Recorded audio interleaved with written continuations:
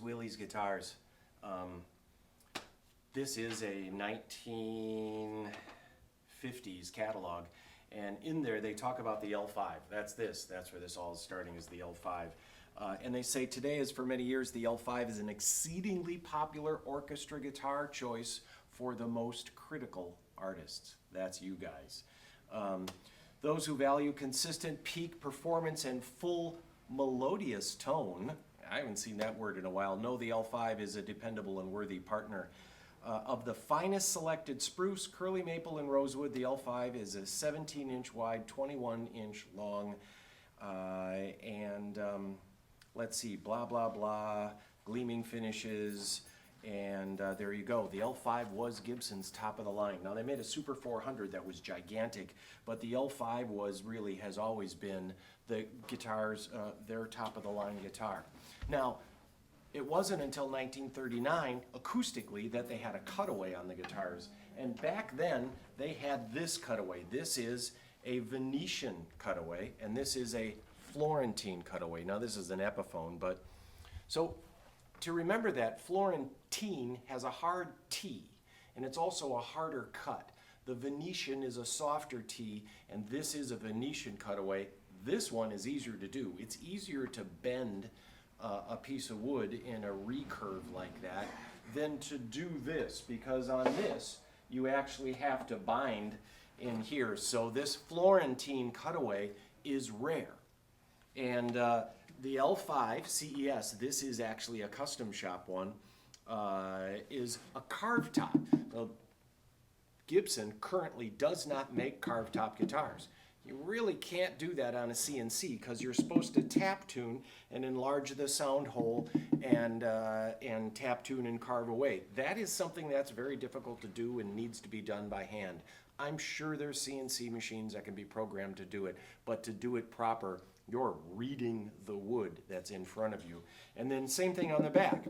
And technically, according to violin traditions, they should be an octave apart on this. And so Gibson's doesn't make the L-5 right now. If they did, it would probably be $15,000 to $20,000 because you're going to pay somebody who knows what they're doing money. Now this is, do I have my amp on here? I do. The L-5 is a fantastic guitar for you guys that are at home trying to study chord melody, which I do not do, but oh sure.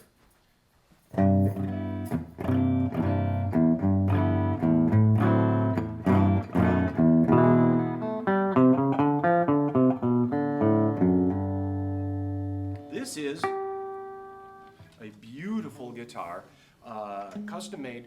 A lot of Florentine cutaways, by the way, are laminated back end sides. So you'll find some laminated back end sides. Venetian cutaways are usually always solid wood, except when they're imported from Epiphone. So then there was, this being the top of the line, in 1955, they got together with Billy Byrd and Hank Garland and made the Byrdland guitar. And this guitar, the Byrdland, is different from the L-5 in that it's skinnier.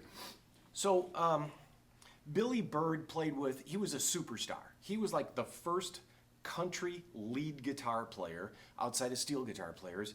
And he played with Ernest Tubb, Tex Ritter, Jimmy Dickens. He was on TV a lot, wearing the cowboy tie and the fancy shirts, and he was a hero to everybody, a huge star. Remember, this is 55 when they developed it. They came out in 56 with the first Byrdland. And then Hank Garland, who was 10 years his junior, he came along at 15 years old, the first 15-year-old to play the Grand Ole Opry.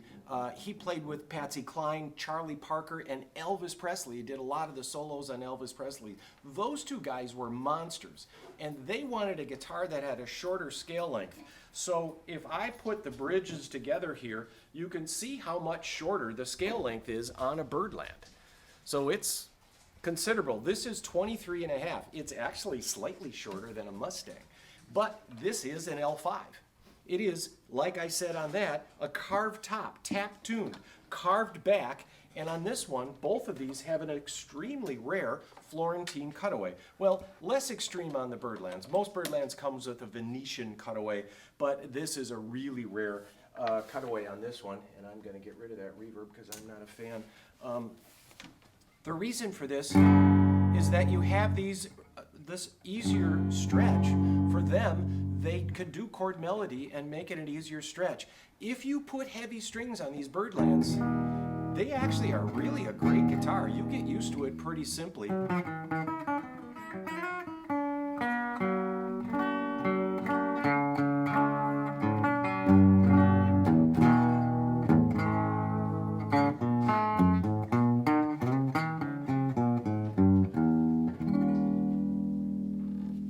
Again with flat wounds, these are great jazz guitars, great guitars to study chord melody on. They are not cheap, they're not currently made. This was top of the line in the Gibson catalog. These were more expensive than the L-5.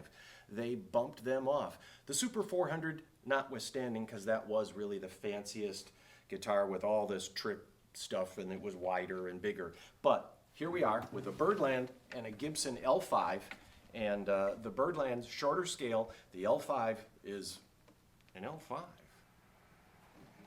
Come on in.